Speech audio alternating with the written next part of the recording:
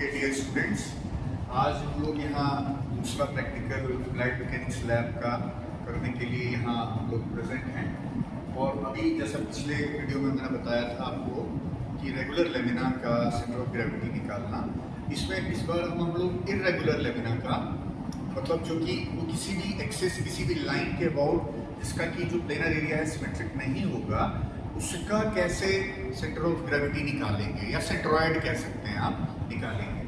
तो सबसे पहले एक बार पुरानी चीज़ें थोड़ा सा रिवाइज कर देते हैं कि सेंटर ऑफ ग्रेविटी क्या पॉइंट होता है किसी भी सॉलिड बॉडी का, वो पॉइंट जिस पर कि उसका वेट एक्ट करता हुआ एज्यूम किया जाता है फॉर डिफरेंट कैलकुलेशन पर्पसेस, है ना। डिफरेंट कैलकुलेशंस के लिए, मैथमेटिकल कैलकुलेशंस या एक्चुअल वहाँ पर ही सपोर्ट को लगाने के लिए, प्रैक्टिकल एप्लीकेशंस के लिए।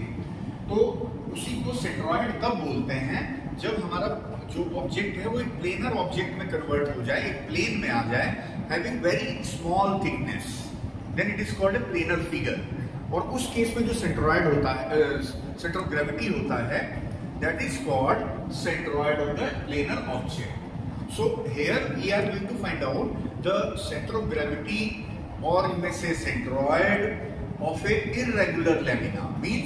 Irregular means it is not symmetric about any of the line drawn on its plane.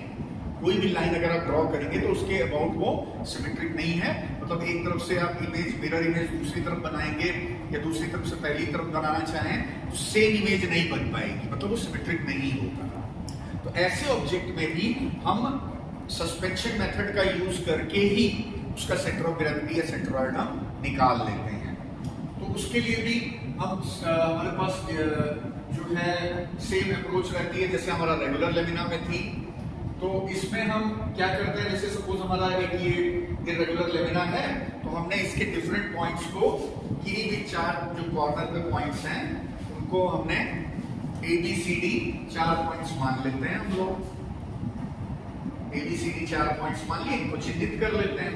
अब सस्पेंशन मेथड में हम क्या करते हैं कि A पॉइंट पर, किसी भी A पॉइंट जिसको माना हमने, उस पॉइंट पर इसको एक स्टैंड में एक जगह पर टांग देते हैं, अभी देखेंगे हम लोग कैसे, और फिर एक वर्टिकल लाइन वहां से ड्रॉ कर देते हैं। तो कारण ये रहता है कि जहां पर A पॉइंट जो है, यहां से इसको सपोर्ट रिएक्शन मिलती है ऊपर की तरफ, और वेट भी इसी से नीचे रहेगा, तभी तो ये मूवमेंट नहीं पा रहा है, कपल नहीं पा रहा है और ये घूम नहीं रहा है।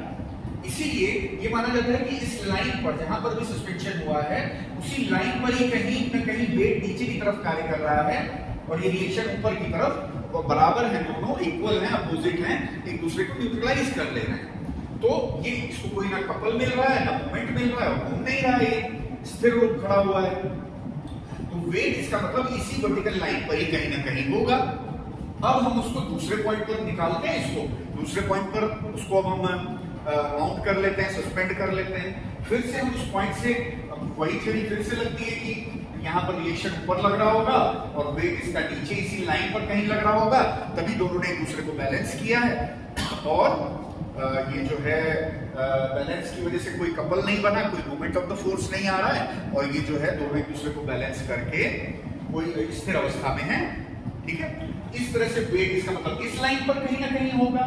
तो now we have two lines, AC से A और C की तरफ से जाने वाली लाइन और B और D के बीच की मिड लाइन। इन दोनों का जो, जब दोनों ही पॉइंट्स पर अगर लाई करना है इस CG को, तो नेचुरल बात है कि वो और वो एक ही पॉइंट हो सकता है जो इनका कॉमन इंटरसेक्शन पॉइंट है, जो दोनों लाइंस पर लाई कर रहा है। तो CG हमारा दोनों के इंटरसेक्शन पॉइंट पर लाई करेगा और इस प्रकार से हम सेंटर ऑफ ग्रेविटी निकाल लेते हैं। Now let us do it on our this practical stand. This is our stand, you can see this is our stand, this is our irregular shape lamina. Lamina इसको हम क्यों कह रहे हैं, क्योंकि इसकी थिकनेस जो है बहुत यूनिफॉर्म है और कम है, बहुत कम है। तो हम इसको एक प्लेनर फिगर मान सकते हैं, ये बोर्ड की बनी हुई है। अब मान लीजिए हमने इसको A, B, C, D 4 points मान लिए जहां पर कि हम इसको सस्पेंड कर सकते हैं। तो हमने A पॉइंट पर सस्पेंड किया, और ये देखिए एक स्ट्रिंग है, इनएक्सटेंसिबल स्ट्रिंग यूज करते हैं। इनएक्सटेंसिबल मतलब जिसकी लंबाई में बढ़ोतरी ना हो, जिसमें टेंशन का फोर्स पैदा होता हो जब उस पर वेट लगता हो या कोई लोड लगता हो। तो ये जब स्ट्रिंग नीचे की तरफ है तो नेचुरली यहां से सपोर्ट रिएक्शन ऊपर और वेट नीचे एक ही लाइन में होंगे। इट मींस वेट जो है इसी लाइन के अकॉर्डिंग एक्ट कर रहा होगा। तो हमने यहां से ये लेके मार्कर से और इस पर एक लाइन यहां पर ड्रॉ कर देते हैं हम।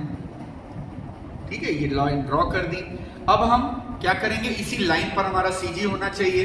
Now we will change the suspension point and we will mount it to the some other point. Say from A to we are changing it to point number B, point name B, and और फिर हम वो धागा string जो है वो हम फिर लगा देते हैं इसमें। अभी इसको स्थिर होने देंगे पहले, जब तक ये स्थिर नहीं होगा तब तक हम लाइन नहीं खींच पाएंगे, है ना।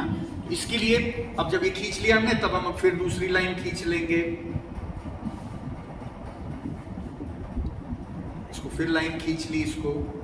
इसका मतलब अब इस लाइन के अकॉर्डिंग इस लाइन पर लाइन ऑफ एक्शन होना चाहिए वेट का। अब देखिए, अब ये दोनों अगर हमारे पास आ गए तो we know that we have these two lines, this and line this line, so इनका इंटरसेक्शन पॉइंट ये हमारा CG of the irregular lamina हो जाएगा। तो इस प्रकार से इस प्रैक्टिकल में हमें एक स्टैंड की जरूरत पड़ी, इर्रेगुलर लेमिना की जरूरत पड़ी, स्ट्रिंग्स की जरूरत पड़ी, स्केल की जरूरत पड़ी, पेंसिल इरेजर वगैरह की जरूरत पड़ी। तो इसमें हमको कुछ सावधानियां भी बरतनी चाहिए, जैसे कि लेमिना जो है ये हमारा एक परफेक्ट मास का होना चाहिए, मतलब एक ही मटेरियल का बना होना चाहिए। ये ना हो कि कहीं पर दूसरा मटेरियल है कहीं दूसरा है, तो उसमें may be there may be difference. और इसका जो है thickness of lamina should be very small. Lamina एक तो एक मास का होना चाहिए, परफेक्ट मास का होना चाहिए। दूसरा, इसकी थिकनेस बहुत कम होनी चाहिए। एक पॉइंट ऑफ सस्पेंशन जो है वो छोटा सा एक पॉइंट ऑफ सस्पेंशन बनाए, जिससे कि ज्यादा कॉन्टेक्ट एरिया ना आए, तो एक रिएक्शन उसी एक पॉइंट से लगे। और रीडिंग्स को तब लें या इसमें लाइंस तब खींचें जबकि हमारा सब कुछ चीजें रेस्ट में आ चुकी हो, स्ट्रिंग भी, लेमिना भी, सब कुछ रेस्ट में आ चुका हो, तभी आप इसको खींचें जिससे कि आपकी रीडिंग्स परफेक्ट आए।